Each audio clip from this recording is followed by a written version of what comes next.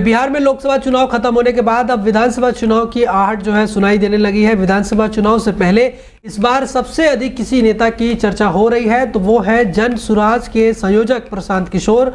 प्रशांत किशोर ने 2 अक्टूबर को पार्टी बनाने का ऐलान कर दिया है। प्रशांत किशोर ने पार्टी बनाने का ऐलान करने के साथ ही एनडीए और इंडिया गठबंधन को बड़ा चैलेंज दिया है। प्रशांत किशोर ने कहा कि हम 2 अक्टूबर को पार्टी बनाने जा रहे हैं। इस बार लिखकर दे रहा हूं कि बिहार की जनता इस बार एनडीए और इंडिया दोनों को विधानसभा चुनाव 2025 में पूरी तरह से काट कर साफ कर देगी। इस बार जनसुराज को जनता जिताएगी। बिहार को बदलना है तो ये करने के लिए लोग आगे आएंगे ही, चाहे आज हो या फिर 20 वर्ष बाद हो। कोई आपके लिए तमिलनाडु और पंजाब से आने वाला नहीं है। प्रशांत किशोर ने कहा कि बिहार के पैसे वाले लोग ये समझ रहे हैं कि पैसे की बदौलत बेटे को पढ़ा लेंगे, लेकिन वे यह नहीं सोच रहे हैं कि उनका बेटा बाहर चला गया और पढ़ने की और नौकरी ले ली तो फिर मुश्किल से ही लौट कर आ पाएगा। वहीं दिल्ली आबकारी नीति घोटाले से जुड़े मनी लॉन्ड्रिंग मामले में मुख्यमंत्री अरविंद केजरीवाल की मुश्किलें थमती हुई दिखाई नहीं दे रही है। ताजे मामले में दिल्ली के मुख्यमंत्री अरविंद केजरीवाल की न्यायिक हिरासत की अवधि समाप्ति होने के बाद उन्हें आज कोर्ट में वीडियो कॉन्फ्रेंसिंग के माध्यम से पेश किया गया, जहां राउज एवेन्यू कोर्ट ने केजरीवाल की न्यायिक हिरासत 3 जुलाई तक बढ़ा दी है। बीते दिन न्यायिक हिरासत खत्म होने पर अरविंद केजरीवाल को तिहाड़ जेल से वीडियो कॉन्फ्रेंसिंग के जरिए कोर्ट में पेश किया गया। यहां से राउज एवेन्यू कोर्ट ने सीएम केजरीवाल की न्यायिक हिरासत 3 जुलाई तक बढ़ा दी। इस मामले में अगली सुनवाई जो है 3 जुलाई को होगी और अब जब केजरीवाल की न्यायिक हिरासत समाप्त होगी, वहीं आबकारी मामले में ईडी ने मुख्यमंत्री अरविंद केजरीवाल को बता दें कि 21 मार्च को 2 घंटे की पूछताछ के बाद अरेस्ट कर लिया था। तब से लेकर अब तक वो तिहाड़ जेल में बंद है। देश भर के कई राज्यों में भीषण गर्मी से लोग त्रस्त हैं। देश के कई इलाकों में पारा 45 डिग्री के पार जा चुका है।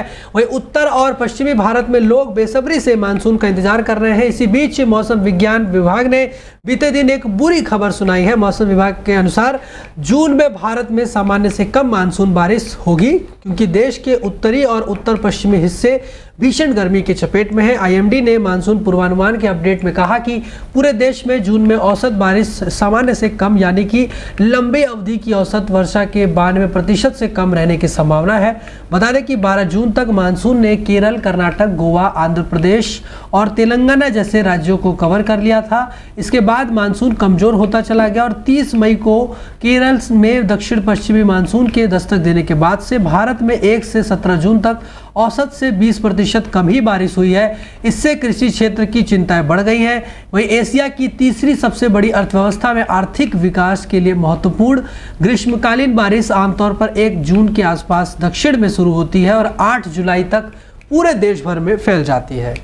वहीं जम्मू कश्मीर के बारामूला जिले में आतंकवादियों और सुरक्षा बलों के बीच मुठभेड़ शुरू हो गई है। अधिकारियों ने बताया कि सुरक्षा बलों ने बीते दिन बारामूला जिले के वाटरगाम इलाके में आतंकियों की मौजूदगी की सूचना मिलने के बाद घेराबंदी करके तलाशी अभियान शुरू कर दिया। सोपोर के हादीपुरा गांव में आज आतंकवादियों की संदिग्ध गतिविधि देखे जाने की सूचना के बाद पुलिस और सुरक्षा बलों ने तुरंत इलाके की घेराबंदी की।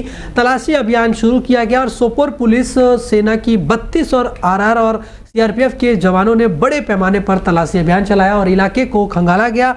यह इलाका बता दें कि जीडीसी हादीपुरा और पनाश कोचिंग संस्थान हादीपुरा के करीब था।